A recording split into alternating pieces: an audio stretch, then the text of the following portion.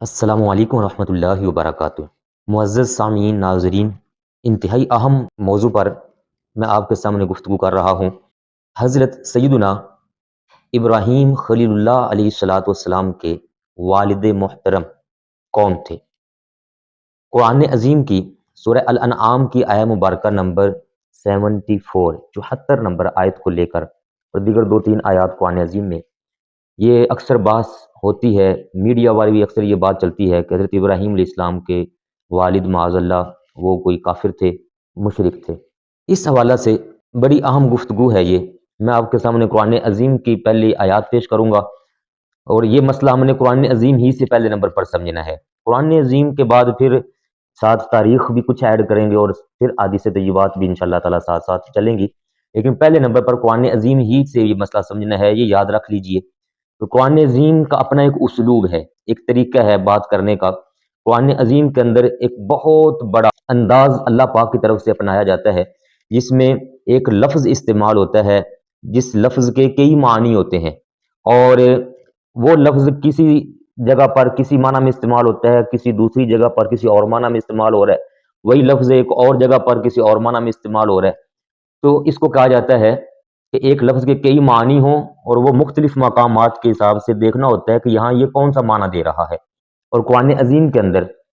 حقیقت اور مجاز اس کا بھی بڑا استعمال ہوتا ہے۔ کہیں ایک لفظ اپنے حقیقی معنی کے اندر ہوتا ہے، اور وہی لفظ کسی دوسری جگہ پر حقیقی معنی کے علاوہ مجازی معنی کے لیے استعمال ہو رہا ہوتا ہے۔ میں اس کی چند ایک مثالیں آپ کے سامنے رکھوں گا تاکہ وہ مسئلہ ہمارے لیے سمجھنا آسان ہو جائے۔ یہ سب سے پہلے دیکھیے، آپ کے سامنے ایک لفظ شو ہو رہا ہے، مولا۔ قرآن عظیم کے اندر یہ مولا کس کس کے لیے استعمال ہوا؟ آپ کے سامنے آیت موجود ہے، سورہ البقرہ 286 نمبر آیت، بالکل آخری آیت ہے۔ یہاں یہ پوری آیت کے اینڈ پر دیکھیے، انت مولانا، یہاں مولانا تو ہی ہمارا مولا ہے، یہاں مولا اللہ پاک کی ذات کے لیے استعمال ہوا۔ اور اب ذرا دوسری جگہ پر آئیے گا، سورہ الانفال آیہ مبارکہ نمبر 40 ہے، 9ویں پارے کا بالکل اختتام ہے، وہاں ہے ان اللہ مولاکم، بے شک اللہ پاک ہی تمہارا مولا ہے، نعم المولا و نعم النصیر۔ اس طرح یہ مولا اللہ پاک کی ذات اقدس کے لیے قرآن پاک میں کافی جگہ استعمال ہوا ہے۔ میں صرف وقت بچانے کے لیے 2 مثالیں رکھیں جن میں مولا اللہ پاک کی ذات کے لیے استعمال ہوا، کئی اور بھی مقام ہیں۔ اب ذرا اسی لفظ مولا کو دیکھیے گا، تو یہ ہے سورہ النحل، آیت کا نمبر ہے 76۔ اس میں یہ آپ کے سامنے لکھا ہے اللہ تعالیٰ کی طرف سے، وَهُوَ كَلٌّ عَلَى مَوْلَاهُ، اور وہ بوجھ ہوتا ہے اپنے مولا پر۔ اس کے اوپر پوری مثال چل رہی ہے، فرمایا ضرب اللہ مثل الرجلین، 2 آدمیوں کی مثال اللہ پاک فرماتا ہے، میں بیان فرماتا ہوں، احدہما ابکم لا یقدر علی شیء وهو کل علی مولا۔ یہاں دیکھیے یہ لفظ مولا کہ ایک غلام ایسا ہے، ایک شخص ایسا ہے جو اپنے مولا پر بوجھ ہے۔ اب یہاں مولا سے مراد یہاں مولا اللہ پاک کی ذات کے لیے استعمال نہیں ہوا، لفظ وہی ہے مولا، لیکن اللہ پاک کی ذات کے لیے یہاں استعمال نہیں ہو رہا ہے۔ یہاں مولا استعمال ہو رہا ہے آقا کے لیے، جو پہلے دور کے اندر آقا ہوتے تھے، غلام اور آقا، یہاں آقا کے لیے استعمال ہوا کہ یہ غلام ایسا ہے جو کسی کام کا نہیں ہے، بلکہ وہ الٹ اپنے آقا پر ہی بوجھ بنا ہوا ہوتا ہے، اپنے مولا پر بوجھ بنا ہوا ہوتا ہے۔ تو یہاں مولا وہ آقا کے لیے استعمال ہوا، اور یہی لفظ ایک اور جگہ پر ذرا دیکھیے تو وہاں کھل کر اور معنی سامنے آئے گا کہ اللہ پاک نے یہ والا انداز قرآن عظیم میں کتنی جگہ پر اور کتنے کتنے الفاظ کے لیے استعمال فرمایا۔ یہ ہے سورہ الحدید 27واں پارہ، سورہ الحدید کی آیہ مبارکہ نمبر ہے 15۔ اس میں ذرا دیکھیے اللہ تعالیٰ کا ارشاد عظیم کیا ہے، پیچھے سے پوری آیت، الذین کفروا، پیچھے سے پوری آیت، یہ یہاں کافروں کی بات ہو رہی ہے، اور ارشاد ہوتا ہے مأواکم النار، تمہارا ٹھکانہ جہنم ہے، ہیا مولاکم، یہ آگ ہی تمہارا مولا ہے۔ یہاں دیکھیے مولا آگ کو کہا جا رہا ہے، نار آگ ہے تمہارا مولا۔ یہی ایک لفظ دیکھیے قرآن عظیم میں اللہ پاک کی ذات کے لیے استعمال ہوا، دوسری جگہ پر آقا کے لیے استعمال ہوا، اور یہاں دیکھ لیجیے آگ کے لیے استعمال ہو رہا ہے، اور فرمایا وبئس المصیر، انتہائی برا مقام ہے لوٹنے کی جگہ، انتہائی خطرناک ہے آگ۔ لیکن یہاں مولا آگ کو قرار دیا گیا، بمعنی رفیق، بمعنی تمہارے ٹھہرنے کی جگہ، بمعنی تمہارے ساتھ جو رہے گی وہ آگ ہی ہوگی، یا اس معنی میں ہے۔ اور اب ایک اور مقام پر ذرا دیکھیے، سورہ التحریم یہ ہے 28واں سپارہ اور سورہ تحریم کی آیہ مبارکہ نمبر ہے 4۔ اللہ پاک ارشاد پاک فرماتا ہے فَإِنَّ اللَّهَ هُوَ مَوْلَاهُ، بے شک اللہ پاک ہی ہے ان کا مولا، وَجِبْرِيلُ، اور جبریل بھی مولا ہے، وَصَالِحُ الْمُؤْمِنِينَ، اور صالح مومن بھی مولا ہے۔ یہاں دیکھ لیجئے، یہاں مولا اللہ پاک نے اپنے آپ کو بھی قرار دیا، حضرت جبریل علیہ السلام کو بھی قرار دیا، اور صالح مومنین کو بھی مولا قرار دیا۔ وَالْمَلَائِكَةُ بَعْدَ ذَلِكَ ظَهِيرٌ، اور ملائکہ پھر اس کے بعد وہ مدد کرنے والے۔ تو یہ قرآن عظیم کے اندر مولا اللہ پاک کے لیے بھی استعمال ہوا، آقا کے لیے بھی استعمال ہوا، آپ کے لیے بھی استعمال ہوا، اور حضرت جبریل اور صالح مومنین کے لیے بھی استعمال ہوا۔ تو مولا اپنے اپنے مقام پر مختلف معنی کے حساب سے، جگہ کے اعتبار سے، واقعہ کے اعتبار سے، پیچھے ذکر کس کا چل رہا ہے اور کس انداز میں یہ معنی دے گا، مختلف معنی کے حساب سے اس کا استعمال اللہ پاک نے خود فرمایا ہے قرآن عظیم کے اندر۔ میرے خیال اس سے اب آپ کو یہ اندازہ تو ہو گیا ہوگا کہ اللہ پاک کا ایک خاص انداز ہے عربی گفتگو کا، عربی لینگویج کا، اور خاص کر قرآن عظیم کی جو زبان ہے عربی، اس کا ایک خاص انداز ہوتا ہے سمجھانے کے لیے اور ایک لفظ کے کئی معنی کو بیان کرنے کے لیے۔ اسی طرح ایک اور مثال ذرا دیکھیے، بڑی مشہور ہے قرآن عظیم کے اندر سب سے پہلی صورت، میں صرف ایک مثال اس میں رکھوں گا، زیادہ مثالیں نہیں پیش کروں گا، یہ ہے سورہ فاتحہ شریف، پہلی صورت ہے قرآن عظیم کی، اور اس میں دیکھیے الحمدللہ رب العالمین، فرمایا سب تعریفیں اللہ پاک کے لیے ہیں جو سارے جہانوں کا پالنے والا ہے۔ یہاں ذرا غور کیجئے، رب العالمین اللہ پاک کی ذات کے لیے استعمال ہوا۔ اللہ کون ہے؟ رب ہے، پالنے والا۔ اور آگے چلیے، یہ ہے سورہ یوسف، آیہ مبارکہ نمبر 41۔ حضرت سیدنا یوسف علیہ الصلوۃ والسلام کے ساتھ دو شخص مزید قید کے اندر گئے تھے جو قیدی تھے، جن کا پورا واقعہ آتا ہے سورہ یوسف کے اندر۔ انہوں نے اپنے اپنے خواب سنائے تھے، ان کے خوابوں کی تعبیر بیان کرتے ہوئے حضرت یوسف علیہ السلام نے جو الفاظ استعمال کیے، اور قرآن عظیم میں یہ موجود ہے سورہ یوسف آیت نمبر 41۔ دیکھیے ذرا،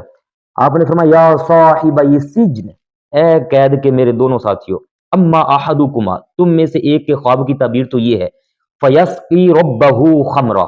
کہ وہ اپنے رب کو خمر پلائے گا، شراب پلائے گا۔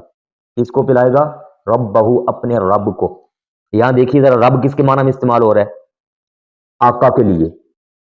وہ جس کی خدمت کرتا ہے، تو وہ جو آقا ہوگا، خدمت گزار اپنے آقا کو شراب پلائے گا۔ یہاں رب بمانا پالنے والا، جو تمہیں کھانا کھلاتا ہے، اس کے لیے استعمال ہوا۔ اور یہی والا لفظ اس سے اگلی والی جو آیت ہے 42 نمبر سورہ یوسف کی، اس میں دیکھیے اسی سے کہا کہ جس نے چھوٹنا تھا، جس کو آزادی ملنی تھی اور خاص مقام اس کو اپنے آقا کے پاس ملنے والا تھا، اس سے کہا کہ اذکرنی عند ربک، جب تو یہاں سے چھوٹ کر جائے تو اپنے رب کے پاس میرا بھی ذکر کرنا۔ لیکن فانساہ الشیطان ذکر ربہ، حضرت یوسف علیہ الصلوۃ والسلام کا ذکر کرنا، نام لینا، تذکرہ کرنا، وہ اس چھوٹنے والے شخص کو شیطان کی طرف سے بلا دیا گیا کہ وہ اپنے رب کے پاس جا کے سناتا۔ یہاں بھی دیکھیے، یہ تین جگہ ایک ہی آیت نمبر 41 اور آیت نمبر 42 میں دو جگہ پر یہ تین مقام ہیں جہاں رب وہ آقا کے لیے استعمال ہوا۔ اور یہاں ذرا دیکھیے، انتہائی مشہور دعا ہے والدین کے لیے اللہ پاک نے جو دعا سکھائی ہے، اس میں جملے کیا ہیں؟ وَقُلْ رَبِّ ارْحَمْهُمَا كَمَا رَبَّيَانِي صَغِيرًا، ربی، اے میرے رب، ارحمہما، تو رحمت فرما، رحم فرما ان دونوں پر، کما ربیانی، جیسے یہ میرے دونوں رب ہیں، ان دونوں نے میری پرورش کی ہے۔ یہاں مانا پرورش، پالنے والا۔ حقیقی رب اللہ پاک، اور مجازی جو ذریعہ اور واسطہ بننے والے ہیں وہ یہ والدین ہیں۔ یہاں اس معنی میں استعمال ہوا، یہ ہے سورہ بنی اسرائیل کی آیہ مبارکہ نمبر 24۔ تو دیکھا میرے پیارے بھائیوں، ایک ہی لفظ ہے، وہ اللہ پاک کے لیے استعمال ہو رہا ہے، آقا کے لیے استعمال ہو رہا ہے، والدین کے لیے استعمال ہو رہا ہے، لفظ ایک ہی ہے۔ اس کا مطلب اللہ پاک کے لیے جب استعمال ہوگا تو وہ کسی اور معنی میں ہوگا، حقیقی معنی میں ہوگا، اور جب آقا کے لیے یا والدین کے لیے استعمال ہوگا تو وہ اپنے مجازی معنی کے اندر اور دوسرے معنی کے لحاظ سے ان افراد کے لیے بولا جائے گا۔ تو قرآن عظیم کے اندر اس کی بڑی ساری مثالیں، لفظ ولی ہے اور دیگر کئی الفاظ ہیں جو اپنے مختلف معنی کے حساب سے جگہ کو دیکھ کر اپنا معنی بیان کرتے ہیں اور استعمال بھی ہوتے ہیں۔ بالکل اسی طرح کا معاملہ ہے لفظ اب کے ساتھ بھی۔ اب بمانا ابو جان، والد محترم، یا اب بمانا عرفی ابا جان، معاشرے میں کس کس کو ابو کہا جاتا ہے، تو اس حوالہ سے یہی بالکل انداز لفظ اب کے ساتھ بھی ہوا۔ قرآن عظیم کی اس پر نصیں موجود ہیں، آیات موجود ہیں، میں آپ کے سامنے ذکر کرتا ہوں، ذرا سمجھ لیجئے۔ یہ میں نے دو مثالیں پہلے اس لیے دی تاکہ لفظ اب کو سمجھنے کے لیے ہمیں مشکل پیش نہ آئے، کہیں یہ نہ ہو کہ جی اب کا معنی کوئی اور ہے ہی نہیں ہے، ایسا نہیں ہے۔ یہ دیکھیے سورہ الاعراف آیہ مبارکہ نمبر ہے 27، ارشاد ہوتا ہے اللہ پاک کی طرف سے، یا بنی آدم لا یفتننکم الشیطان کما اخرج ابویکم من الجنہ، اے اولاد آدم تمہیں شیطان فتنے میں نہ ڈال دے، آزمائش میں نہ ڈال دے، جیسے کہ اس نے تمہارے ابوے کو ڈالا تھا، تمہارے ابوے، تمہارے جد امجد حضرت آدم علیہ السلام اور اماں جی حوا رضی اللہ تعالی عنہا، جیسے ان کو آزمائش میں ڈال دیا اور ان کو جنت سے نکلوانے کا ذریعہ بن گیا۔ یہاں دیکھیے ابوین، یہ کس کے لیے استعمال ہوا؟ حضرت آدم اور اماں جی حوا کے لیے، ہمارے ڈائریکٹ والد ہیں ان کے لیے نہیں، جو ڈائریکٹ والدہ ہیں ان کے لیے نہیں، بلکہ حضرت آدم اور اماں جی حوا کے لیے یہاں ابوئی استعمال ہو رہا ہے۔ اور ادھر ذرا دوسرے مقام پر آئیے، سورہ النساء کی آیہ مبارکہ نمبر ہے 11، فرمایا وَلِ أَبَوَيْهِ لِكُلِّ وَاحِدٍ مِّنْهُمَا السُّدُسُ، یہاں شرعی سے بیان ہو رہے ہیں، اور یہاں والی ابویہ، وہی ابوئی لفظ ہے، لیکن اس سے یہاں مراد ہو رہا ہے سگے والدین، سگے والد صاحب اور والدہ محترمہ اگر زندہ ہیں اور بندہ فوت ہو گیا، بیٹا فوت ہوا اور والد اور والدہ زندہ ہیں تو ان کو کیا حصہ ملے گا؟ یہ یہاں ابویہ ان کے معنی میں استعمال ہو رہا ہے۔ اب اسی طرح یہاں ذرا ایک اور مقام دیکھیے، یہ ہے سورہ الکہف آیہ مبارکہ نمبر 82، اللہ تعالیٰ کا ارشاد عظیم ہے وَكَانَ أَبُوهُمَا صَالِحًا، یہ پورا واقعہ ہے حضرت سیدنا موسیٰ علیہ السلام اور حضرت خضر علیہ السلام کا، جس میں ایک دیوار انہوں نے سیدھی کر دی تھی، جو دو چھوٹے چھوٹے بچوں کی دیوار تھی، اور اس کو بغیر مزدوری لیے وہ سیدھا کر دیا تھا، وہ گرنے کے قریب تھی۔ تو اس پر بات کرتے ہوئے اللہ پاک نے یہ ارشاد فرمایا، حضرت خضر علیہ السلام فرمانے لگے کہ ان دونوں کے ابا جان بڑے صالح تھے۔ اب یہ جو ابو ہیں ان کے ابو ان کے ابا جان، یہ ابا جان کون سے ہیں؟ بالکل سگے والد محترم۔ یہ آپ کے سامنے دیکھیے مختلف تفاسیر ہیں، ابن کثیر آپ کے سامنے ہے، دیکھیے یہ کیا لکھ رہے ہیں کہ یہ ان کے 7ویں دادا تھے، سگے ابا جان نہیں تھے، دادا کے دادا پھر اوپر دادا جان، اس طرح نسل میں اوپر چلتے ہوئے نسب میں جو 7ویں نمبر والے تھے، اس 7ویں نمبر والے کو یہاں پر ابو قرار دیا۔ اس کا مطلب کہ لفظ اب بول پر سگا ابا نہیں بلکہ اوپر بولا جا رہا ہے۔ تو یہ غور کر لیں میرے پیارے بھائیوں کہ لفظ اب کئی معنی میں استعمال ہو رہا ہے۔ اسی طرح اب اس جگہ پر آ جائیے، حضرت سیدنا یعقوب علیہ الصلوۃ والسلام کا یہ واقعہ اور ساری بات چل رہی ہے، پہلا پارہ بالکل پہلے پارے کا آخری جو ہے وہ رکوع ہے، سورہ البقرہ کی آیہ مبارکہ نمبر 133 ہے۔ اس میں ذرا دیکھیے ام کنتم شہداء اذ حضر یعقوب الموت اذ قال لبنیہ ما تعبدون من بعدی، ابا جان نے پوچھا کہ میرے بعد تم کس کی عبادت کرو گے؟ تو بیٹوں نے کہا نعبد الہک و الہ آبائک، ہم عبادت کریں گے اس معبود کی جس کی آپ نے عبادت کی، اور ہم عبادت کریں گے اس معبود کی، اسی الہ کی جس کی عبادت کرتے رہے ہیں آپ کے آبا، آپ کے ابا، آپ کے آبا۔ اب وہ آبا کون تھے اس کی وضاحت خود بیٹوں نے کی، فرمایا کہنے لگے ابراہیم و اسماعیل و اسحاق، آپ کے آبا ہیں یہ والے حضرت ابراہیم علیہ السلام، دیکھیے اب کی جمع آبا، یہاں اب حضرت ابراہیم علیہ السلام کے لیے بھی استعمال ہوا جو کہ حضرت یعقوب علیہ السلام کے دادا جان ہیں۔ پھر آگے حضرت اسماعیل علیہ السلام کے لیے بھی استعمال ہوا جو کہ حضرت یعقوب علیہ السلام کے ابا جان نہیں ہے۔ حضرت یعقوب علیہ السلام کے والد محترم سگے والد وہ تو حضرت اسحاق علیہ السلام ہے، اور ان کے بڑے بھائی ہیں حضرت اسماعیل علیہ السلام، لیکن یہاں اب وہ ابا جان کے بھائی کے لیے بھی استعمال ہو رہا ہے، وہی لفظ اب سگے والد کا جو بھائی ہے اس کے لیے بھی اب ہی استعمال ہوا، اور سگے والد کے جو والد ہیں یعنی دادا جان ان کے لیے بھی اب استعمال ہوا آبائی کا۔ تو دیکھا میرے پیارے بھائیوں، میں بار بار یہ لفظ اس لیے بول رہا ہوں تاکہ آپ بھائی ذہن نشین فرما لیں کہ قرآن عظیم کے اسلوب کے مطابق، انداز کے مطابق ایک ہی لفظ وہ کئی جگہوں پر استعمال ہوا، کئی افراد کے لیے استعمال ہوا، مختلف معنی میں استعمال ہوا، لازمی حتمی نہیں ہوتا کہ اس سے مراد بس ایک ہی ہوگی، کئی ایسے الفاظ ہیں جو کئی معنوں میں استعمال ہو جاتے ہیں، اور یہاں لفظ اب کا معاملہ بالکل اسی طرح ہی ہے۔ اب ذرا آئیے گا، تو ہم جب دیکھتے ہیں حضرت ابراہیم علیہ السلام کے اب کا ذکر ہوا سورہ الانعام کی آیہ مبارکہ نمبر 74 کے اندر، حضرت سیدنا ابراہیم علیہ الصلوۃ والسلام تبلیغ فرما رہے تھے، اور اس میں آپ نے جملے بولے تو اللہ پاک ان کا ارشاد فرماتا ہے کہ وہ کیا تھے، وہ یہ تھے وَإِذْ قَالَ إِبْرَاهِيمُ لِأَبِيهِ آزَرَ، جب حضرت ابراہیم علیہ السلام نے فرمایا اپنے اب آزر کو، تو عربی کے اندر اب یہاں پر آزر کے لیے استعمال ہوا۔ حقیقت یہ ہے کہ حضرت ابراہیم علیہ السلام کے سگے والد وہ آزر نہیں ہے، بلکہ حضرت ابراہیم علیہ السلام کے سگے والد وہ حضرت طارق ہیں۔ آزر حضرت ابراہیم علیہ السلام کے سگے والد نہیں ہے۔ آزر بت پرست تھا، یہ مشرک تھا، یہ کافر تھا، اور یہ مر بھی گیا کفر ہی کی حالت میں۔ اس کو حضرت ابراہیم علیہ السلام سمجھا رہے تھے اپنے چچا کو، اور فرمایا کہ اتتخذوا اصناما آلہہ، بتوں کو معبود بنا کے بیٹھے ہو تم، انی اراک وقومک فی ضلال مبین، میں دیکھ رہا ہوں تو اور تیرے پیچھے جتنے بھی تیرے لوگ ہیں تجھے ماننے والے، وہ سارے کے سارے کھلی گمراہی کے اندر پڑے ہوئے ہو۔ اسی طرح کی آیات وہ سورہ مریم کے اندر بھی ہیں، پھر اسی طرح کے فرامین وہ سورہ الشعراء کے اندر بھی مختلف جگہ پر ہیں، جو حضرت ابراہیم علیہ السلام نے آزر کو سمجھاتے ہوئے یہ الفاظ بولے تھے، اور لفظ استعمال ہوا اب کا۔ اس لفظ کو لے کر کئیوں نے کہہ دیا کہ حضرت ابراہیم علیہ السلام کے جو سگے والد ہیں وہی شاید یہ ہیں، حالانکہ حقیقت ایسا نہیں ہے۔ حضرت ابراہیم علیہ السلام کے جو بالکل سگے والد تھے وہ آزر نہیں تھا، بلکہ وہ حضرت طارق تھے، اور حضرت طارق جو ہیں وہ کافر نہیں تھے، مشرک نہیں تھے، بلکہ وہ موحد مسلمان تھے، اللہ وحدہ لا شریک کی ہی عبادت کرنے والے تھے، وہ ہرگز بت پرست یا مشرک نہیں تھے۔ اس کی ساری ڈیٹیل میں آپ کے سامنے رکھوں گا۔ پہلے نمبر پر یہ بات ذہن نشین کروانی مقصود تھی کہ اب لازمی نہیں ہے کہ جب بھی یہ بولا جائے گا تو والد ہی مراد ہوگا، جیسے میں نے آپ کو کئی مثالیں دے دی، ایسے یہاں پر جو اب ہے یہ عرفی باپ کے بارے بولا جا رہا ہے، سگے والد کے بارے میں نہیں بولا جا رہا۔ یہ یہاں پر سگا والد مراد کیوں نہیں لے سکتے، اس کی وجوہات ایک نہیں دو نہیں کئی ہیں، میں آپ کے سامنے وہ ذکر کرتا ہوں، ذرا غور کیجیے گا۔ یہ میں صرف قرآن پاک سے آپ کو آیات سنا رہا ہوں، یہ ہے قرآن پاک کا دوسرا مقام۔ حضرت سیدنا ابراہیم علیہ السلام کا واقعہ بیان کرتے ہوئے سورہ مریم کے اندر یہ تذکرہ ہوا۔ سورہ مریم کی آیہ مبارکہ نمبر 41 سے لے کر آیہ مبارکہ نمبر 50 تک یہ سارا واقعہ موجود ہے۔ اس میں آتا ہے کہ حضرت ابراہیم علیہ السلام نے اپنے عرفی جو باپ تھا یعنی کہ چچا، اس کو سمجھاتے ہوئے کہا اذ قال لأبیہ یا ابت لم تعبد ما لا يسمع ولا يبصر ولا یغنی عنک شیئا، یہ والی آیت۔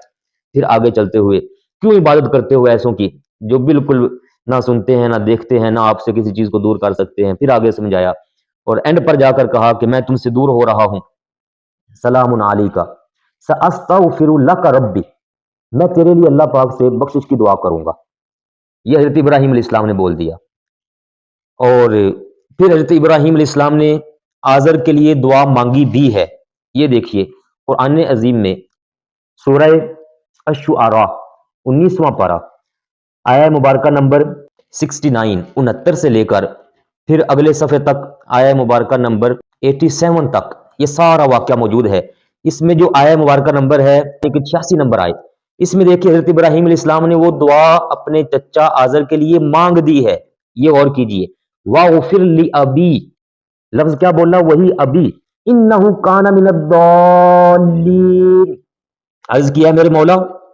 میرے اس چچا کو بخش دے، یہ جو عرفی باپ ہے اس کو بخش دے، کیونکہ یہ ضالین میں سے ہے، گمراہوں میں سے ہے۔ تو وہ جو ضال تھا، گمراہ تھا، اس کے لیے آپ نے یہ والی دعا مانگ دی، اور اللہ پاک نے اس کا سارا یہ تذکرہ فرما دیا۔ اب ذرا اس کا انداز اس طریقے سے ہوگا کہ حضرت ابراہیم علیہ السلام نے اپنے چچا کو سمجھایا، اور جب اس سے ناراض ہوئے اور اس سے جدا ہو گئے تو فرمایا میں تیرے لیے دعا بھی مانگوں گا، اور سورہ شعراء میں آیا کہ آپ نے اس کے لیے دعا کر بھی دی، اور یہ آپ دعا کرتے رہے، لیکن پھر آخر یہ ہوا کہ آپ نے اس کے لیے دعا کرنا بند کر دیا، آزر کے لیے دعا مانگنا بند کر دی۔ اور دعا مانگنا کب بند کی آزر کے لیے، یہ دیکھیے آزر کے لیے دعا مانگنا آپ نے بند کر دی تھی اس وقت جب حضرت ابراہیم علیہ السلام کی عمر مبارک کتنی تھی، 37 سال۔ جب 37 سال کی عمر تھی تب آزر کے لیے آپ نے دعا مانگنا بند کر دی۔ وجہ کیا بنی، جس وقت حضرت ابراہیم علیہ السلام نے نمرود کو اور ساروں کو وہ سمجھا لیا، تبلیغ کر لی، انہوں نے آپ کے لیے آگ کے الاؤ روشن کیے، آپ کو آگ میں ڈالا گیا، اللہ پاک نے کرم فرمایا اور یا نار کونی بردا وسلاما علی ابراہیم یہ فرما کر آگ کو ٹھنڈا کر دیا، اور آگ جو ہے وہ آپ کو جلا نہ سکی۔ تو اس وقت یہی جو تھا آزر یہ پاس کھڑا تھا، یہ کہنے لگا کہ یہ جو نہیں جلا رہی ہے نا آگ، یہ میری وجہ سے نہیں جلا رہی۔ یہ دیکھیے طبقات کے اندر امام ابن سعد نے یہی بات لکھی، اور روح المعانی کے اندر علامہ آلوسی علیہ رحمہ نے بھی یہ بات لکھی، اور پھر الحاوی الفتاوی کے اندر امام سیوطی علیہ رحمہ نے بھی یہ والی بات لکھی۔ آپ کے سامنے یہ ہے کہ آزر یہ کہنے لگا کہ یہ جو آگ نہیں جلا رہی ہے یہ میری وجہ سے نہیں جلا رہی۔ یہاں لفظ موجود ہیں، یہ دیکھیے حضرت ابراہیم علیہ السلام کا جو چچا تھا ام کا لفظ موجود ہے، وہی ام یہ آزر ہے۔ وہ آزر کہنے لگا کہ میری وجہ سے ان کو آگ نہیں جلا رہی ہے۔ تو اللہ پاک کی طرف سے حکم ہوا آگ کو، اسی آگ میں سے ایک چنگاری اٹھی اور وہ آ کر گری اس کے پاؤں پر، آزر کے پاؤں پر، اور اس چنگاری نے اس آزر کو ایسے اپنی لپٹ کے اندر لیا کہ اس کو جلا کر راکھ کر ڈالا۔ تو آزر کی موت ہوئی تھی اسی آگ میں، جس آگ میں حضرت ابراہیم علیہ السلام بچ رہے ہیں، اسی آگ کی ایک چنگاری وہ آزر کو جلا رہی ہے، اس کو مار رہی ہے۔ حضرت ابراہیم علیہ السلام کا جو چچا تھا وہ اسی آگ میں مر گیا، اور جب مر گیا تو آپ کے سامنے ظاہر ہوا کہ یہ تو مر گیا ہے، اور مرا بھی اسی حالت میں ہے کہ اس نے اسلام بھی قبول نہیں کیا، اس نے کلمہ بھی نہیں پڑھا، اور یہ مسلمان بھی نہیں ہوا، اس نے تو کچھ بھی اللہ پاک کی ذات پر ایمان نہیں لایا، تو یہ تو ایسے ہی مر گیا ہے۔ تو اس وقت حضرت ابراہیم علیہ السلام نے اس کے لیے دعا کرنا بند کر دیا۔ یہ دیکھیے قرآن عظیم خود اس بات کو ارشاد فرما رہا ہے، سورہ التوبہ آیہ مبارکہ نمبر 114، فرمایا وما کان استغفار ابراہیم لابیہ، یہاں بھی وہی ابی جس کے لیے آپ دعوت دے رہے ہیں، اذ قال ابراہیم لابیہ آزرا، جگہ جگہ پر وہی ابی جو تھا، یعنی عرفی باپ چچا آزر، اس کے لیے جو حضرت ابراہیم علیہ السلام نے دعا مانگی تھی، اللہ پاک اس کا جواب دے رہا ہے۔ فرمایا کہ وہ تو دعا اس وعدے کی وجہ سے تھی، الا ام موعدہ، وہ ایک وعدہ تھا، وعدہ ایہ، جو حضرت ابراہیم علیہ السلام نے اپنے چچا سے وعدہ کر لیا تھا، جس کا بیان سورہ مریم میں آیا۔ اور فلما تبین لہ، جب ان کے سامنے ظاہر ہو گیا، واضح ہو گیا، انہ عدو للہ، یہ تو اللہ کا دشمن ہو کر مرا ہے، یہ تو مرا ہی اس حالت میں ہے کہ اللہ پاک کا دشمن تھا، تو تبرأ منہ، تبرأ منہ، غور کر لیجئے، تبرأ منہ، حضرت ابراہیم علیہ السلام اس سے بیزار ہو گئے، بالکل دعا کرنا بھی بند کر دیا۔ اور عمر کتنی ہے آپ کی؟ 37 سال کی عمر میں یہ واقعہ ہوا، اور وہ مر گیا، آپ نے دعا کرنا اس کے لیے بند کر دیا۔ اس وقت اس کی عمر جو ہے وہ تقریباً 205 سال تھی، آزر کی عمر۔ تو خیر وہ مرا جب، تو آپ نے اس کے لیے دعائیں کرنا بند کر دیا۔ یہ قرآن عظیم کے مختلف انداز میں مختلف مقامات پر یہ آیات موجود ہیں، جن میں اب ترتیب یہ ہے کہ حضرت ابراہیم علیہ السلام نے آزر کو تبلیغ کی، نمرود کو تبلیغ کی، دوسری قوم کو تبلیغ کی، اور لیکن انہوں نے آپ کے لیے آگ روشن کی، اس میں ڈالا، اور اس وقت آپ کی عمر تھی 37 سال، اور آزر جو ہے اسی آگ کی ایک چنگاری کی وجہ سے مر گیا، واصل جہنم ہوا اور ختم ہو گیا۔ تو میرے پیارے بھائی غور کیا کہ 37 سال کی عمر میں حضرت ابراہیم علیہ السلام اس کے لیے دعا کرنا بند کر چکے ہیں، ختم ہو گیا اس کا معاملہ، یہ قرآن عظیم فرما رہا ہے۔ اب ذرا آگے سنیے گا، اس کے بعد پھر کیا ہوا، یہ بات میں آپ کو سنا رہا ہوں اس پوائنٹ پر کہ وَإِذْ قَالَ إِبْرَاهِيمُ لِأَبِيهِ آزَرَ، یہاں ابی اب سے مراد، باپ سے مراد سگا والد کیوں نہیں لے سکتے قرآن عظیم کی اس جگہ پر، اس کی وجوہات میں یہ ساری آپ کو بتا رہا ہوں، اور اس میں آپ ذرا دیکھیے جب یہ آزر مر گیا حضرت ابراہیم علیہ السلام، اس کے بعد آپ بابل سے شام کی طرف ہجرت کر کے جاتے ہیں، ذرا غور کرتے رہیے گا۔ وہاں حضرت بی بی سارہ رضی اللہ تعالی عنہا حضرت ابراہیم علیہ السلام کے نکاح میں آتی ہیں۔ آپ نے جب ان سے نکاح کیا تو اس وقت آپ کی عمر مبارک یہی 37 سال ہی تھی، اور اس کے بعد پھر آپ حیران کی طرف چلے گئے ہجرت کر کے، وہاں ایک طویل عرصہ رہے، پھر وہاں سے اردن کی طرف چلے گئے۔ یہ امام محمد بن سعد المتوفا 230 ہجری، یہ بڑے پرانے تاریخ دان ہیں، یہ لکھ رہے ہیں کہ آپ پہلے شام کی طرف گئے ہجرت کر کے، پھر شام سے ہجرت کر کے آپ حیران کی طرف گئے، پھر حیران ایک طویل عرصہ رہنے کے بعد آپ اردن کی طرف چلے گئے، پھر اردن میں ایک طویل عرصہ رہنے کے بعد آپ مصر چلے گئے، اور مصر میں بھی آپ ایک طویل عرصہ رہے ہیں۔ بخاری شریف کے اندر یہ مصر کے سفر کے بارے ایک بڑی مشہور روایت آتی ہے، جس میں آپ سفر کر رہے تھے، اور حضرت ابراہیم علیہ السلام کے ساتھ حضرت بی بی سارہ بھی موجود تھی۔ حضرت ابو ہریرہ رضی اللہ عنہ حدیث پاک کے راوی ہیں، اور بخاری شریف کے اندر اس حدیث پاک کا مختلف حوالے سے نمبر موجود ہے، 3358، صحیح مسلم شریف کے اندر اس حدیث پاک کا نمبر ہے 2371، اور ترمذی شریف کے اندر اس حدیث پاک کا نمبر ہے 3166، اور مسند احمد کے اندر اس حدیث پاک کا نمبر ہے 9230۔ یہ مختلف وہ ایک لمبا واقعہ ہے جس میں بی بی سارا آپ کے ساتھ تھی، اور ایک جابر بادشاہ نے آپ کا رستہ روکا تھا۔ امام ابن حجر اسقلانی نے لکھا کہ وہ جو رستہ روکنے والا بادشاہ تھا وہ مصر ہی کا بادشاہ تھا، جس کا نام عمر بن امراء القیس بن سبا تھا۔ فتح الباری کے اندر جلد 6 صفحہ نمبر 392 میں اس کا سارا واقعہ وہ موجود ہے، جہاں اس کے بادشاہ کے ہاتھ بھی شل ہو گئے، وہ گر بھی پڑا تھا، پھر حضرت بی بی سارا رضی اللہ عنہ کی دعا سے وہ اٹھ کھڑا ہوا، اور وہاں پھر آپ کو ملی تھی حضرت بی بی ہاجرہ رضی اللہ تعالی عنہا۔ یہ سارا سفر ہو رہا ہے، آپ جو ہجرت کر کے سفر کر رہے ہیں، اس میں جب آپ پہنچتے ہیں مصر، تو مصر سے یہ واقعہ ہوا، مصر سے لوٹ کر پھر آپ شام کی طرف چلے گئے تھے۔ پھر شام میں وہاں ایلیا اور فلسطین کے ایریے کے درمیان آپ نے الصبا کے علاقے پر کتنا ہی عرصہ آپ نے وہاں گزارا، اور پھر وہاں سے حضرت بی بی سارا جو ہے رضی اللہ تعالیٰ عنہ، انہوں نے آپ کو خود مشورہ دیا کہ آپ، ہماری عمر اتنی زیادہ ہو گئی ہے، اب یہ اتنا عرصہ جو گزرتا جا رہا ہے، کبھی ادھر کبھی ادھر یہ سفر ہو رہا ہے، کتنا عرصہ وہاں رہ رہے ہیں، کتنا عرصہ وہاں رہ رہے ہیں، یہ سارا کرتے کراتے ہوئے حضرت ابراہیم علیہ السلام کی عمر مبارک تقریباً اس وقت وہ 87-88 سال کے قریب جا پہنچی تھی تقریباً، کہاں 37 سال کی عمر، اور اس کے درمیان یہ اتنا لمبا عرصہ اور اتنا وقت گزر جانے کے بعد حضرت بی بی سارا نے پھر کہا کہ آپ حضرت ہاجرہ سے شادی کر لیجئے، اولاد تو ہو نہیں رہی تھی، تو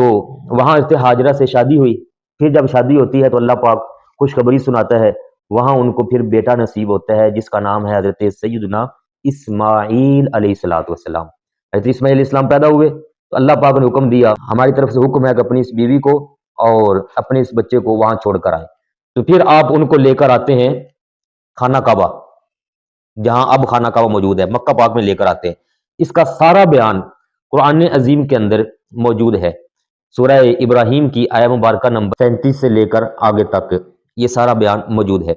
اب ذرا یہاں ایک سمجھنے والی بات ہے، 90 سال کی عمر میں حضرت ابراہیم علیہ السلام کے ہاں حضرت اسماعیل علیہ السلام پیدا ہوئے۔ پھر اس پیدائش کے بعد دوسری جانب حضرت بی بی سارا کے ہاں تقریباً 30 سال کے بعد، تقریباً 30 سال کے بعد، ایک روایت کے مطابق، میں یہ محتاط روایت بتا رہا ہوں، حضرت اسحاق علیہ السلام کی ولادت ہوتی ہے، جن کا واقعہ قرآن مجید سورہ ہود کے اندر آیت نمبر 70، 71، 72، 73، 74 ان ساریوں کے اندر موجود ہے، حضرت اسحاق علیہ السلام کی ولادت کا۔ اب ذرا غور کریں، حضرت اسماعیل علیہ السلام کی ولادت ہوئی، تقریباً حضرت ابراہیم علیہ السلام کی عمر ہے 90 سال۔ پھر اس کے بعد کوئی 20-25 سال یا 30 سال کے بعد ولادت ہوتی ہے حضرت اسحاق علیہ السلام کی، عمر ہو چکی تقریباً 120 سال حضرت ابراہیم علیہ السلام کی، اور اس کے بعد آپ نے یہ دعا مانگی جو قرآن عظیم کے اندر سورہ ابراہیم کے اندر میں نے ابھی آپ کو بتائی موجود ہے، اور اس میں الفاظ یہ ہیں، حضرت ابراہیم علیہ السلام کیا کر رہے ہیں؟ اللہ پاک کا شکر کر رہے ہیں، الحمدللہ الذی وہب لی علی الکبر اسماعیل و اسحاق۔ اللہ فرمایا اللہ کا شکر ہے جس نے مجھے بڑھاپے میں حضرت اسماعیل اور حضرت اسحاق علیہ السلام دیے، یہ دو بیٹے آپ کو ملے، وہبا گفٹ دیے، تحفہ دیے مجھے اس عمر میں آ کر، اور ان ربی لسمیع الدعا، بے شک میرا رب دعاؤں کو سننے والا ہے۔ تو یہاں آپ کیا دعا مانگ رہے ہیں کہ مجھے دو بچے بڑھاپے میں آ کے مل رہے ہیں، بڑھاپے میں یہ دونوں نصیب ہوئے ہیں، اور اس وقت آپ کہاں وہ 37 سال کی عمر اور کہاں اب یہ بڑھاپے کی بزرگی کی عمر، اور اس ٹائم آپ آ کے ایک دعا مانگتے ہیں اللہ پاک سے، یہ خانہ کعبہ تعمیر ہو چکنے کے بعد کا وقت ہے، یہاں آپ دعا مانگتے ہیں رب اجعلنی مقیم الصلاۃ ومن ذریتی، اے میرے رب مجھے اور میری اولاد کو نماز قائم رکھنے والا بنانا، ربنا وتقبل دعا، اور یہاں پھر آگے ایک دعا مانگتے ہیں ربنا اغفر لی ولوالدی وللمؤمنین یوم یقوم الحساب۔ یہاں ذرا غور کیجئے جملے کیا ہیں، یہ حضرت ابراہیم علیہ السلام کی دعا ہے رب اجعلنی پوری، اور یہاں جملے کیا ہیں ربنا اغفر لی، اے میرے رب مجھے بخش دے، ولوالدی اور میرے والدین کو بخش دے، وللمؤمنین اور ایمان والوں کو یوم یقوم الحساب قیامت تک۔ یہاں اللہ پاک فرما رہا ہے کہ حضرت ابراہیم علیہ السلام نے لفظ کیا بولے ہیں؟ والدی، والدیہ والدین، میرے والدین کو بخش دے۔ یہاں غور کرنا ہے، یہاں سگے والدین کا تذکرہ ہو رہا ہے، اوپر جو اولاد کا تذکرہ ہے وہ نبی ہیں حضرت اسماعیل علیہ السلام، حضرت اسحاق علیہ السلام، اپنی بخشش کی دعا، اپنی اولاد کے لیے دعائیں، والدین کے لیے یہاں پر دعا، مومنین کے لیے یہاں پر دعا، یہاں لفظ اب نہیں استعمال ہوا ہے، یہاں کون سا استعمال ہوا؟ والدین، والدیہ. غور کریں فرق کیا اللہ پاک نے. جب اس عرفی چچا کا ذکر ہوتا تھا نا، باپ کا جو عرفی باپ ہے آزر کا، تو وہاں پورے قرآن پاک میں اب کا استعمال ہوا. وَإِذْ قَالَ إِبْرَاهِيمُ لِأَبِيهِ يَا أَبَتِ. وہاں چونکہ اب وہ استعمال ہو رہا ہے عرفی باپ کے معنی میں، آزر جس کا نام ہے. اور یہاں پر دیکھیے جب 50 سال تقریباً اس کے بھی بعد جو دعا مانگی جا رہی ہے، اس میں حضرت ابراہیم علیہ السلام دعا مانگ رہے ہیں، اور لفظ کیا بولتے ہیں؟ والدیہ، میرے والدین. ربنا اغفر لی، مجھے بخش دے، خود حضرت ابراہیم علیہ السلام، اور والدین کو بخش دے، اور پھر مومنین کو. یہ انداز بتا رہا ہے کہ سگے والدین کے لیے دعا حضرت ابراہیم علیہ السلام نے 50 60 70 یا اس سے بھی کئی درجے بعد میں جا کر، سالوں بعد میں جا کے دعائیں مانگی سگے والدین کے لیے. حالانکہ آزر کے لیے 37 سال کی عمر میں ہی آپ دعا کرنا بند کر چکے ہوئے تھے، کیونکہ وہ کفر پر مر گیا تھا. اللہ پاک نے اس کا بیان کر دیا. میں نے آپ کے سامنے وہ آیات رکھی ہیں. یہ وہ وجہ ہے میرے پیارے بھائیوں، جس لیے میں کہہ رہا تھا کہ الانعام کی آیت نمبر 74 میں جو ابی کا لفظ استعمال ہوا ہے، اس آزر سے مراد سگا والد نہیں ہو سکتا، کیونکہ سگے والد کے لیے تو حضرت ابراہیم علیہ السلام نے دعائیں بعد میں بھی مانگی ہیں اور اب تک مانگی جا رہی ہیں، اور سگے والد کو اللہ پاک نے ایمان کی حالت میں اس دنیا سے لے گیا. جتنی بھی آپ کے سامنے آیات بیان ہوئی ہیں، ان میں جب آزر کا ذکر ہوا تو کافروں کے ساتھ، بت پرستوں کے ساتھ، لیکن حضرت سیدنا ابراہیم علیہ السلام نے جب اپنے سگے والدین کا ذکر کیا ہے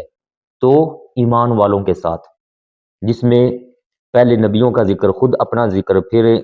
والدین کا اور ایمان والوں کا. یہی آپ کے سامنے جو ہے اس سارے انداز سے یہ معلوم ہوا کہ حضرت ابراہیم علیہ السلام کے جو سگے والد محترم تھے اور والدہ محترمہ، وہ موحد تھے اللہ وحدہ لا شریک کے ساتھ. وہ کسی کو بھی شریک نہیں ٹھہرانے والے تھے، وہ اللہ پاک کی وحدانیت پر ایمان رکھنے والے مومن تھے. لیکن جو عرفی باپ تھا، جو معاشرے میں جس کو چچا کہتے ہیں، عرفاً اس کو ابو جی بھی کہہ دیتے ہیں. بعض دفعہ ہمارے معاشرے کے اندر بھی یہ لفظ عام بولا جاتا ہے، تایا ابو جی ہوتا ہے، چاچا جان کو کہتے ہیں یہ چاچا جی ابو جی ہیں، بعد دادا کو کہہ دیتے ہیں یہ دادا ابو جی ہیں. تو عرفی لحاظ سے اب جو ہے وہ آزر کے لیے استعمال ہوا، جو عرفی باپ تھا معاشرے میں جس کو چچا کہتے ہیں. اور اس پر دیگر حدیث طیبات کے اندر بھی کئی مثالیں موجود ہیں. اب اسی کو ہم ایک ذرا دوسرے طریقے سے دیکھتے ہیں. یہ دیکھیے قرآن عظیم میں ایک بڑا ہی خوبصورت اصول اللہ پاک نے بیان فرمایا. یہ ہے سورہ البقرہ آیہ مبارکہ نمبر 221. ارشاد ہے وَلَأَمَةٌ مُؤْمِنَةٌ خَيْرٌ مِّن مُشْرِكَةٍ، کہ جو مومنہ خاتون ہوگی، چاہے وہ باندی ہی کیوں نہ ہو، کمزور ہی کیوں نہ ہو، فرمایا وہ خیر ہے، خیر. وَلَأَمَةٌ مُؤْمِنَةٌ خَيْرٌ. اور آگے دیکھیے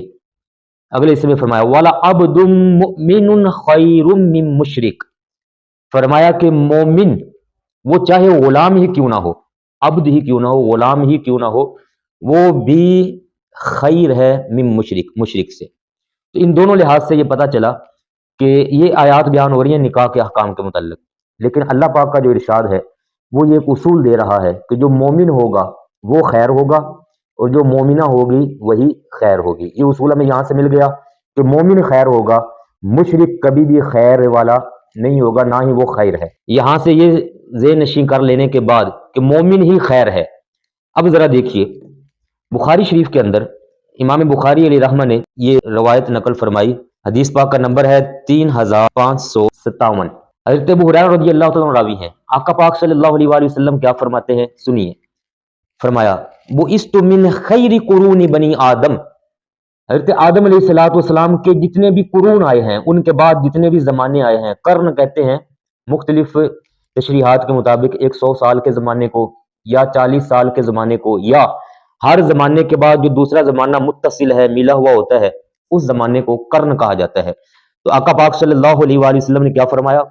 فرمایا کہ میں ہر زمانے میں، ہر قرن کے اندر، ہر ملے ہوئے بعد والے زمانے میں جو جو خیر تھے، خیر، فرمایا میں ان خیر میں رہا ہوں. بُعِثْتُ مِنْ خیر، میں خیر میں رہا ہوں. قرنن فقرنن حتی کنت من القرن الذی کنت فی. فرمایا یہاں تک کہ یہ والا زمانہ جس میں اب میں ہوں، فرمایا اس میں بھی میں خیر کے اندر ہی رہا ہوں. اب قرآن عظیم نے کیا بتایا کہ مومن ہی خیر ہو سکتا ہے، اور حضور علیہ الصلوۃ والسلام کیا فرما رہے ہیں؟ فرمایا میں خیر میں ہی رہا ہوں، ہرگز میں خیر سے نکلا نہیں، خیروں میں رہا ہوں حضرت آدم علیہ السلام سے لے کر آج کے دن تک. تو یہ دونوں بتا رہی ہیں کہ مومن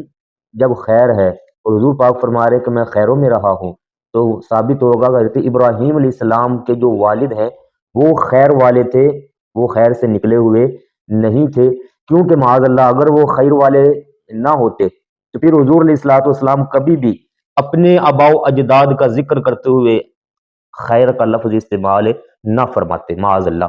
لیکن آپ نے خیر کا لفظ استعمال فرمایا، تو قرآن کے مطابق مومن ہی خیر، اور حدیث کے مطابق حضور پاک نے فرمایا میں خیر میں رہا ہوں، تو ثابت ہوگا کہ حضرت ابراہیم علیہ السلام کے جو والد محترم تھے وہ خیر والے تھے، یعنی کہ وہ مومن ہی تھے۔ یہ والی جو حدیث پاک ہے امام بخاری علیہ رحمہ کے علاوہ یہ مسند احمد کے اندر بھی موجود ہے، اور شعب الایمان امام بہقی نے بھی اس کو روایت کیا، شرح السنہ امام بغوی نے بھی اس کو روایت کیا، دیگر کئی احادیث طیبات مشکات شریف کے اندر، کنز العمال کے اندر، دلائل النبوہ امام بہقی کی اس کے اندر، یہ کافی سارے احادیث طیبات میں یہ موجود ہے۔ اب ذرا دوسری حدیث پاک سنیے، امام ترمذی علیہ رحمہ صحیح اپنی سنن ترمذی کے اندر حدیث کا نمبر ہے 3608، آپ کے سامنے ہے، حضور علیہ الصلوۃ والسلام کیا ارشاد فرما رہے ہیں، فرمایا آنا محمد بن عبد اللہ بن عبد المطلب، میں یہ ہوں، اور آگے فرمایا ان اللہ خلق الخلق، اللہ پاک نے جب بھی مخلوق کو تخلیق فرمایا تھا، جب اللہ پاک نے مخلوق کو تخلیق فرمایا فجعلنی فی خیرہم، تو مجھے ان میں سے خیر کے اندر رکھا، جو کہ انسانیت ہے، انسان ہے، اور ان میں حضرت آدم علیہ الصلوۃ والسلام، فرمایا مجھے خیر کے اندر رکھا، اور ثم جعلہم فرقتین، پھر جب نیچے آتے گئے اور دو دو گروہ بنتے گئے انسانوں کے اندر بھی، تو جب بھی دو گروہ بنے ہیں، مسلم اور کافر، مسلمان اور کافر، موحد اور مشرک، جب بھی دو گروہ بنے تو حضور پاک فرماتے ہیں فجعلنی فی خیرہم فرقہ، تو ان میں سے جو بھی خیر والا گروہ تھا اس گروہ کے اندر مجھے رکھا ہے۔ تو کیا مشرک کبھی خیر ہو سکتا ہے؟ قرآن پاک کا یہ اسلوب جو انداز ہے قرآن پاک کی میں نے ابھی آیت رکھی، فرمایا وَلَعَبْدٌ مُؤْمِنٌ خیر، مومن چاہے غلام ہی کیوں نہ ہو، فرمایا وہ خیر ہوگا، خیر من مشرک، مشرک کبھی خیر نہیں ہو سکتا۔ تو حضور علیہ السلام فرما رہے ہیں کہ ہر جگہ پر جب بھی دو دو گروہ بٹے ہیں، فرمایا اللہ پاک نے مجھے خیر ہی کے اندر رکھا ہے، اور چونکہ آپ ہوتے ہوئے آئے ہیں حضرت ابراہیم علیہ السلام سے، اور حضرت ابراہیم علیہ السلام آئے ہیں اپنے والد محترم سے، جس سے پتہ چلے گا کہ حضرت ابراہیم علیہ السلام کے جو سگے والد تھے وہ خیر تھے، یعنی کہ مومن تھے، ایمان والے تھے، وہ مشرک معاذ اللہ نہیں تھے۔ پھر آگے فرمایا فجعلنی فی خیرہم ثم جعلہم فرقتین ثم جعلہم قبائل، پھر کئی قبیلے بنے، فجعلنی فی خیرہم قبیلہ ثم جعلہم بیوتا، پھر گھر بانٹے ان خیروں کے اندر، فجعلنی فی خیرہم بیتا وخیرہم نفسا، فرمایا میں گھر کے اعتبار سے بھی سب سے اعلیٰ ہوں اور اپنی ذات کے اعتبار سے بھی سب سے اعلیٰ ہوں۔ تو اس سے حدیث پاک سے بھی پتہ چلا کہ حضور علیہ الصلوۃ والسلام کے جو والدین آباء و اجداد ہیں اوپر تک، وہ سارے کے سارے موحد رہے ہیں، وہ کبھی بھی معاذ اللہ شرک یا کفر کے جو گناہ ہے، کبیرہ گناہ ہے، اس کے اندر مبتلا نہیں ہوئے۔ یہ ایک اور حدیث پاک ذرا دیکھیے 3607 ہے، ترمذی شریف کی حدیث پاک، اس کے اندر حضور علیہ السلام کا فرمان ہے، فرمایا کہ ان اللہ خلق الخلق فجعلنی من خیرہم، اور جتنے بھی گروہ بنے کسی دور کے اندر تو ان میں سے جو خیر لوگ تھے ایمان والے، فرمایا مجھے ان کے اندر رکھا ہے۔ تو یہ جو خیر اور افضلیت کا تعلق اس سے بتا رہا ہے کہ آپ صلی اللہ علیہ وآلہ وسلم ہمیشہ ایمان والوں سے ہوتے ہوئے آئے ہیں، حضرت ابراہیم علیہ السلام کے والد محترم بھی ایمان والے تھے۔ یہ والی روایت ترمذی شریف کے علاوہ دلائل النبوہ، مستدرک حاکم، امام بہقی نے بھی اس کو روایت کیا، مستدرک کے اندر اس حدیث پاک کا نمبر ہے 5143، اور دیگر اس طرح کی کافی ساری حدیث طیبات ہیں۔ ایک وہ حدیث پاک جس میں آپ صلی اللہ علیہ وآلہ وسلم نے فرمایا کہ میں ہمیشہ پاکیزہ لوگوں سے پاک رحموں میں منتقل ہوا ہوں، پاک پشتوں سے پاک رحموں میں، اور پاک وہی ہوتے ہیں جو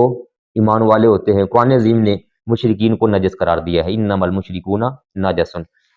تو اس قرآن پاک کی آیت کے ساتھ ان حدیث طیبات کو اگر ہم دیکھیں مختلف حوالہ جات کو مد نظر رکھ کے، حضور علیہ الصلوۃ والسلام فرما رہے ہیں کہ میرے سارے آباء و اجداد اوپر تک حضرت آدم علیہ السلام تک جن جن سے میں ہوتا ہوا آیا ہوں وہ سارے کے سارے خیر تھے، اور قرآن عظیم نے فرمایا کہ خیر صرف اور صرف مومن ہو سکتا ہے، مؤمن خیر، فرمایا والعبد مؤمن خیر، فرمایا مومن ہی خیر ہوگا، مومن کے علاوہ جو مشرک ہیں یا کافر ہیں وہ ہرگز خیر والے نہیں ہوں گے۔